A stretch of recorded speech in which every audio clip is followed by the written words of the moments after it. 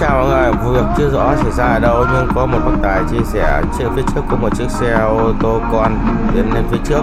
Mọi người có thể thấy là chỉ biển số xe mang tên 60K. Đây có thể là một địa phận của tỉnh Đồng Nai. Chiếc xe con vượt ở vạch liền và không chịu xếp hàng nhường đường lần lượt. Sau đó anh cố tình lấn làn vượt lên. Đồng thời thì đúng lúc đó một chiếc xe cảnh sát giao thông đi tới và yêu cầu anh dừng lại để xử lý theo đúng quy định của pháp luật, thì anh tăng ga bỏ chạy. Đây nó cũng là một bài học dành cho tất cả các tài xế là khi tham gia giao thông phải tuân thủ vạch liền. Có cái lỗi vượt vạch liền như thế này, anh ấy sẽ là đi vào lỗi đi ngược chiều, đồng thời thì sẽ bị xử lý theo đúng quy định của pháp luật là lỗi từ 4 đến 6 triệu và tước giấy phép lái xe. Mọi người chú ý là các bác tài khi tham gia giao thông nếu không có điều kiện thì không nên vượt nhé. Vụ việc có thể xảy ra ở Đồng Nai.